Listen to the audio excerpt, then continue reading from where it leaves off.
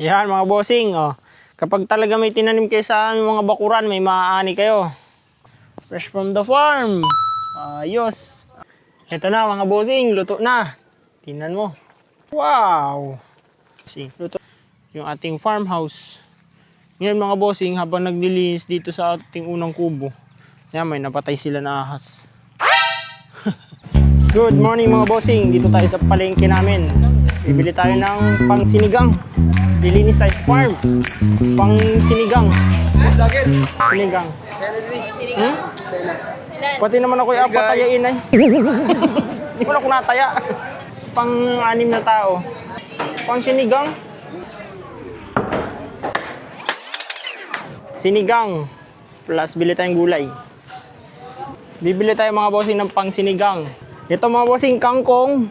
Sitaw meron sa poultry. Okra mga bossing. Labanos.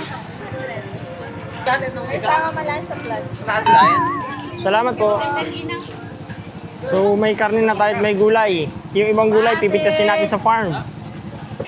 Yan, dito na tayo mga bossing sa farm nung aking mama. At ito yung poultry na pinakita ko sa inyo nung nakaraan. Yan.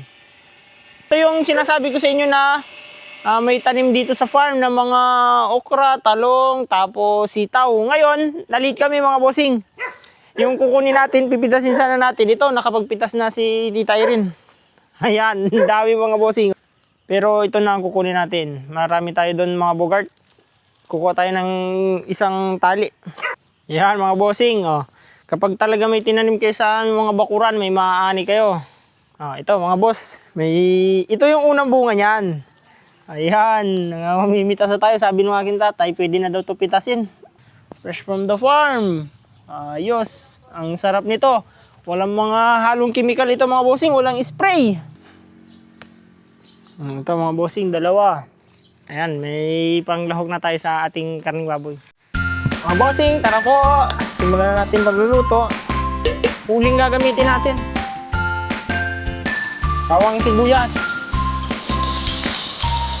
Isahin lang natin. Ang sarap nito mga bossing. Patis. Tayo nagluluto dito mga bossing, yung ating mga bogart naglilinis palibot. At mamaya magpapautok. So mga bossing, saplaan natin itong ating karneng baboy. Itong ating pork. Bitchin. Paminta. Ayos na agad mga bossing, may progress na agad bago kami magtanghalian. Ito yung masukan na lugar kanina. Yan, si Piolo naglilinis. Nag-grass cutter. Ito ang ating harapan. Ayan mga bossing. Nagpausok na din ako dito sa tagiliran ng ating kubo. Ayan mga boss.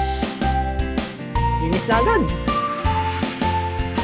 Okay na mga bossing, malambot na yung karne natin. Nilagyan na natin yung okra, talong, sitaw. Huli na natin nilalagay.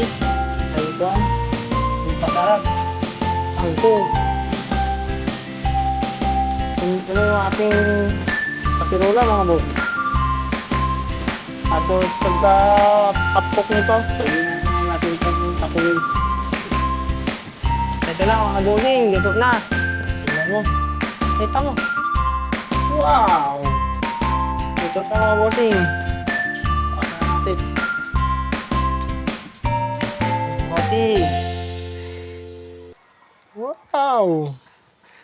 So tapos na maglinis dito sa farm mga bossing. Ito yung kaninang napakasukal. Ayan, may itsura na ulit. Yung ating mga halaman dito. Itsurang halaman na ulit. Ayan mga bossing. Yung ating farmhouse. Ngayon mga bossing, habang naglilinis dito sa ating unang kubo, ayan, may napatay sila na ahas. Sobrang sukal na mga bossing, inahas na. So suspect ko talaga na may ahas na dyan ng mga nakaraan. Kasi napakasukal. Ngayon, medyo nakalinis na. Yun lang po. Follow na mga bossing.